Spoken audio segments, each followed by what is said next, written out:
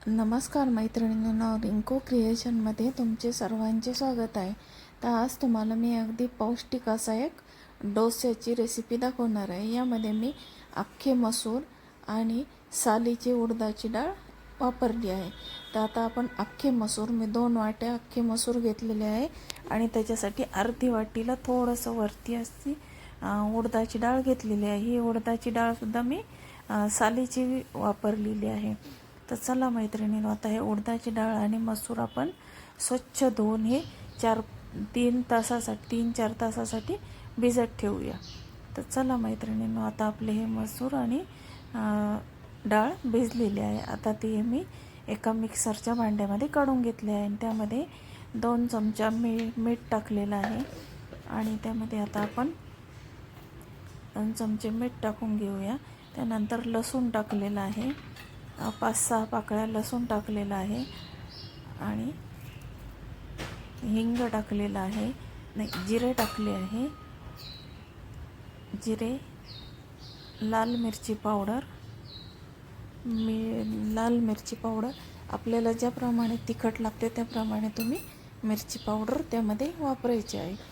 तर बघा, आता त्यामध्ये मी हळद टाकून घेतलेली आहे आणि आता त्यामध्ये आपण हिंग टाकून घेऊया. आता आपण हे थोडंसं पाणी घालून मिक्सरला लावून घेणार आहोत आणि नंतर मग जास्त पाणी घालून ते वाटून घ्यायचं आहे. तर बघा मैत्रिणींनो, अशा प्रकारे आता हे आपलं वाटून पीठ तयार झालेलं आहे. आता हे 10-15 मिनटासाठी आपण बाजूला ठेवून देऊया आणि नंतर आपण त्याचे डोसे करून घेऊया. तर चला मैत्रिणींनो, अगदी पौष्टिक अशी डोश्याची रेसिपी तुम्हाला नक्की आवडेल. आता आपण गॅसवर एक निर्लेपचा तवा ठेवून घेतलेला आहे आणि आता त्यावर मी थोडंसं तेल लावून घेतलं आहे आणि आता आपण याच्यावर डोसा टाकून घेऊया.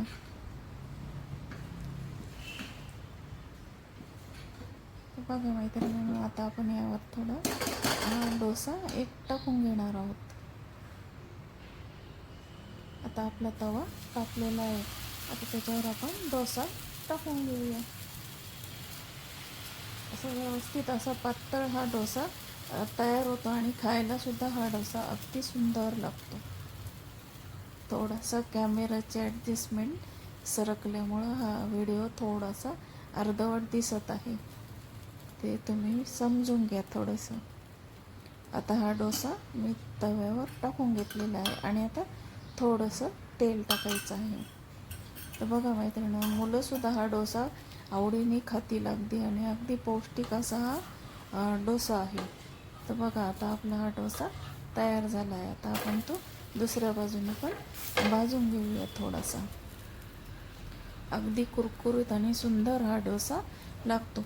मुलांना जर खायला द्यायचा असेल तर आपण त्याच्यावर अशा प्रकारे चीज किसून द्यायचं. मग मुलं हे हा डोसा अगदी आवडीने खातात आणि टिफिनला देण्यासाठी सुद्धा हा डोसा खूप छान आहे. तर बघा मैत्रिणींना, आता हा डोसा मी सर्विंग प्लेटमध्ये सर्व केला आहे आणि त्याच्यावर थोडंसं चीज किसलेलं आहे आणि त्याच्याबरोबर कारळाची चटणी सर्व केलेली आहे. बघा मैत्रिणी, तुम्हाला हा डोसा कसा वाटला हे मला नक्की सांगा आणि माझ्या चॅनलला लाईक, शेअर आणि